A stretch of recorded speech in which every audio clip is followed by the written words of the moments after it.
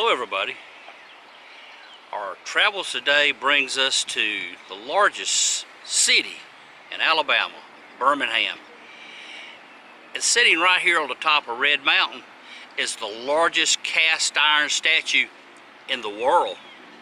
And today I am joined here with my buddy Bama Mike, and we're going to go all the way to the top. But right after this station identification.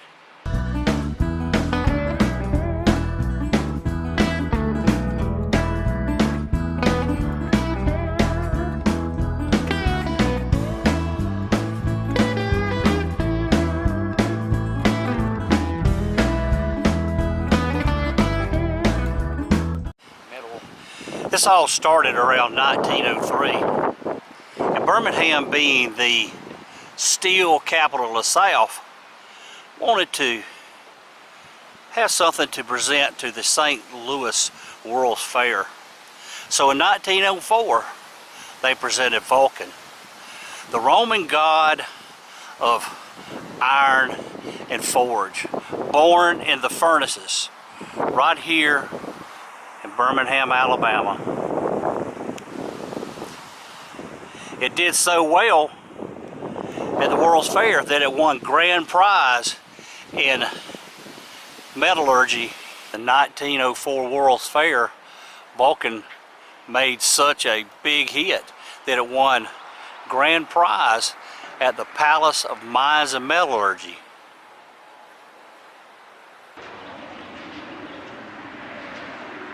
Well, Birmingham was once the steel capital of the South, and that's why that they did the Vulcan back around the turn of the century.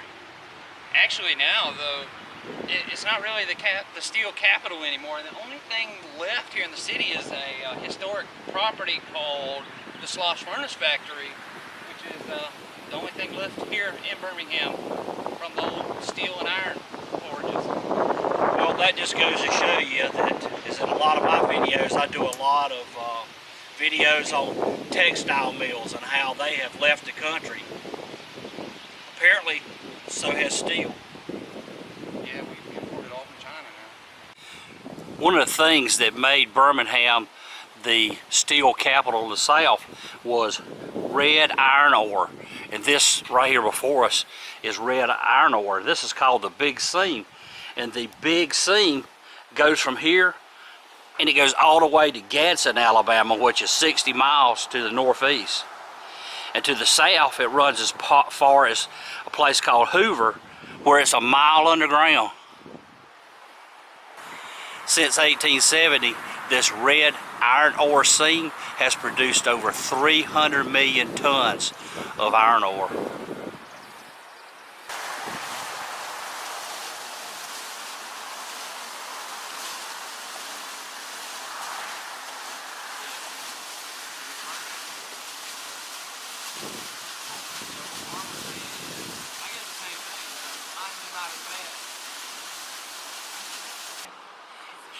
This is the entrance to the ore mine here on Red Mountain.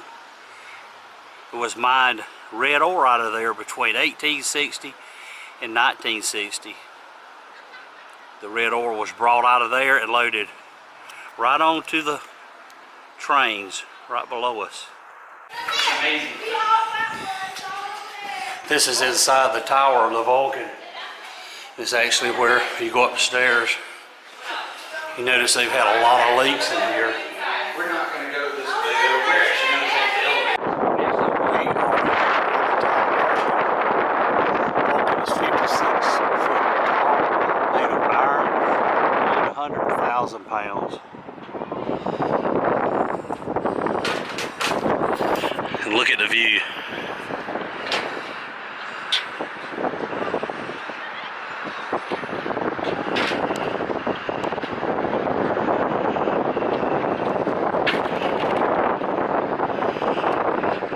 Over there is the Slough Furnace where Vulcan was born.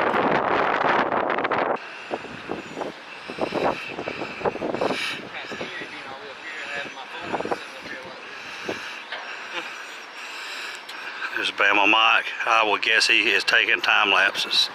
Yeah, time lapses, but I'm kind of nervous at this height, having my phone hanging out over the edge. It'll bounce when it hits the bottom. This is the top of the tower as far as you're allowed to climb. There's actually an access there, I think, where you could probably even go up inside of Vulcan. But there's Vulcan's big iron fist. Up here, oh, that's a very cool shot with the cloud going over the top of it. But you can see the Vulcan's fist. Let's go check it out. This is all the things you can do with iron.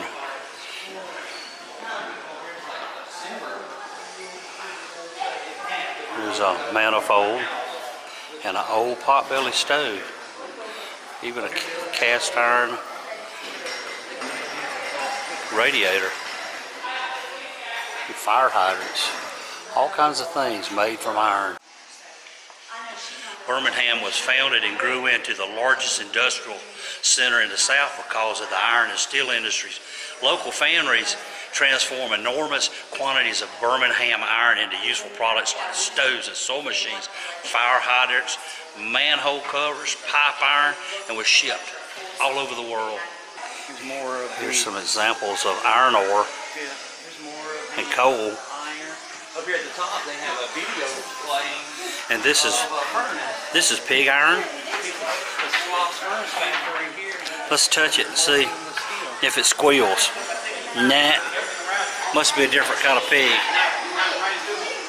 Here are some of the iron workers here. They would go underground and dig out the iron. Just like with any industries back around the turn of the century, people that owned the company, often they would have a company store where the workers could come and purchase food for tokens that they received from working. Remember?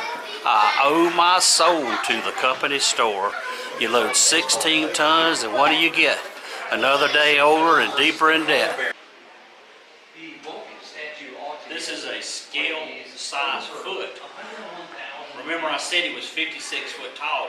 So just his foot, you can get an idea how big this thing is. It's gargantuan. Is that how you say it? Gigantic. It's gigantic. The day it used to light up. Vulcan was actually shipped to the World's Fair in 21 pieces by rail and was put together. The exact home that used to be in tin is sitting right here. They have it lit up green right now. But it was like, it used to be. There's a picture of what it looked like through the 3D viewer. At one time, on the top of Vulcan's hand was this cone, and it would light up green when the traffic was flowing and red when the traffic was slow. It has been taken down and replaced with a spear. Okay, in 1999, Vulcan had the cone that would light up green and red, and then in 2004 they did a little work on him and replaced it with a spear. And I think this is kind of neat too. This is what the actual inside of it looks like, the steel support structure. Kind of reminds you of an oil rig. Well, that was one big statue. I want to thank you for joining me on our trip to Red Mountain, here at the site of the largest iron statue in the world. I want to thank Bama Mike for showing me around. I'm going to put his link down here in the description.